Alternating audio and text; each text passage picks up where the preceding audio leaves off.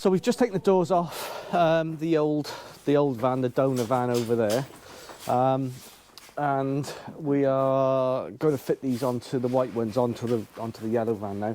But having just had a little check of the hinges and stuff, we're looking at the hinges and they're pretty gone. I think we need to we're going to swap them over with the ones off the white van, which are looking pretty good. So we're going to do those now. That one's exactly the same on the other side too.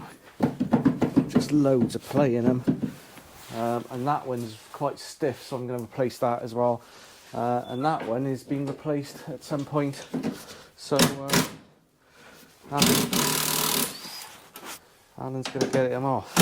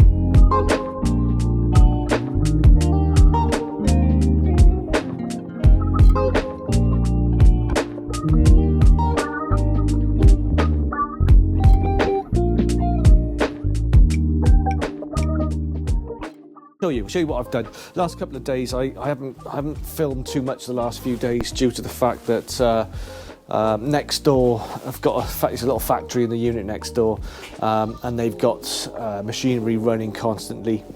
So it's either, if they haven't got machinery running, they've got the music playing, so it's very difficult to film. I don't want a copyright strike from having, you know, music playing in the background. Anyway, so let me show you what we've done so far. I started building the bulkhead for obviously the bed area.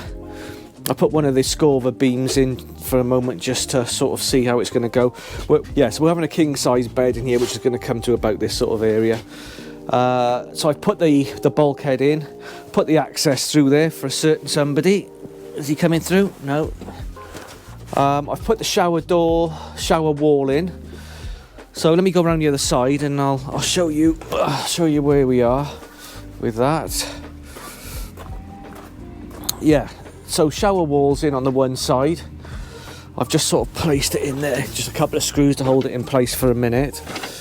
I need to put the one in the other side on this side next, and obviously the back panel. I want to leave all this loose because I want to be able to take it out to... Oh no, that side doesn't matter, does it? Yeah, I'm going to leave all of these panels loose so that I can put the back in on whatever that may be, whether it's sort of a tile sheet or... somebody was telling me, the guy next door to me builds yurts, and he was saying when he does his showers in the yurts, they use lino. They use flooring lino in the shower. He uses a certain type of adhesive that goes on top of it, and he reckons it's the nuts. So I might go down that route. I'll have a chat with him and see what he says is the best way to do it. But anyway, so shower door, shower walls in, and then I've got this area here then for the fridge. And this is also going to double up as a small single for Anna's little one. He's not little, he's massive, but he's 9. So we're going to put that one in there and have it so it's an extendable bed. And I'm thinking what I'll do is on the end of this, get out of the way, you. Hey, furry, move it. Go and see. Come on, out the way. Come out the way. Yeah, so on the end of this, I'm going to put another box seat system, which is going to slot in this end, so it'll live here as another separate seat, with just enough way for a walkway through. And I'm thinking potentially then when we're having food, when we're having food and we can sit and literally have a seat this side and a seat that side with a table in the middle. So we could literally sit in the doorway and have dinner with a table, or we can have, I'm thinking about putting one of the swing arm tables in so that we can literally swing the arm around, have a table, do some work on the laptop, do some editing or whatever when we're on a trip, and you know, have the other seat that end, which will then slide into this area and then become an extension, so we got a 6 foot long bed for the little one. That's the plan. So yeah, and then the next job then I think is to sort of panel in this area and start building a kitchen. I've got a worktop. Yeah, behind this sheet here I've got a brand new worktop there that I've bought, hardwood, solid wood worktop. So that's going to go in. So lots to do. Today's plan is... What the hell is today's plan? I might look at this tongue and groove along that area there. And I'll tell you what, the other thing I've bought. Let me show you another B&Q special. I've bought some units, probably sun's in your eyes there, hang on. I've bought these from B&Q. Now, they're only 30 quid a go. So I thought a 30 centimetre square pretty much is what basically I need for the cabinets above. My only concern with them is the weight. I don't know whether they'll be too heavy for my supports up the top there, but we shall see. I don't know. I'm going to build them and see what they're like. If they're no good, they can just go in the workshop here, and I'll bloody use them as pigeonholes to put power tools in.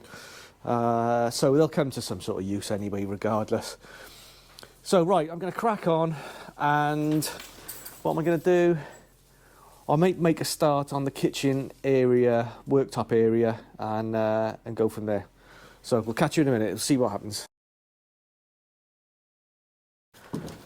So while I was not around yesterday and this week, John has prepared a little surprise for me. So he's cracked on his own and built some stuff.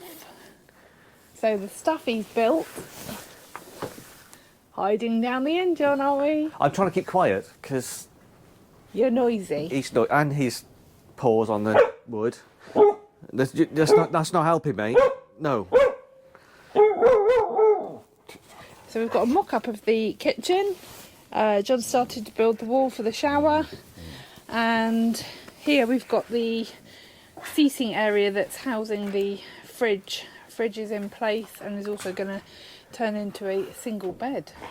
So I was very surprised to come along today and find that he's also fitted the diesel heater under here and been building some hatches so everything is accessible. I'll go into more detail on that diesel heater in a minute. Yeah.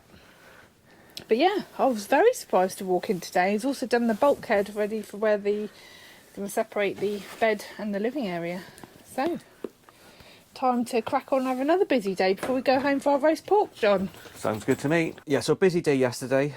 I mocked up the kitchen area with a piece of scrap wood. Obviously don't want to use the main worktop until I know exactly where everything's going and how it's going. So after that I put the base into the cabinet for the kitchen, and this is where the diesel heater lives. And then I've got the butterfly valve for the bobble heater and the vents out into the living area and through to the garage area around here. The bobble heater is in this area. It's not actually a bobble heater, it's my own version that I've put together myself.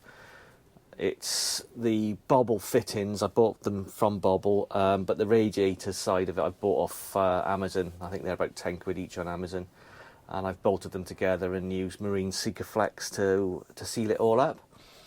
They're not as big as the Bobble radiators. However, they'll do the same job, but maybe not as quickly. But that's not a problem. I'm not in any rush. I think most of our hot water heating will actually be done off the solar dump that I'm going to set up once the electrics are all 100% up and running. We can show you that a bit later on. Oh, and then the bobble heater, I've got the pipework going through into the bathroom area, so we can turn the bathroom toilet area into a drying room as well when we got wet coats and so on. So the diesel heater will just blow straight through into there.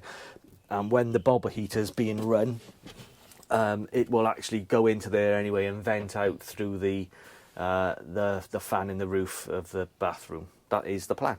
So yeah, and all the hatches in the bottom of the kitchen work area is accessible. Be able to open those up, and they won't be in the way of the doors.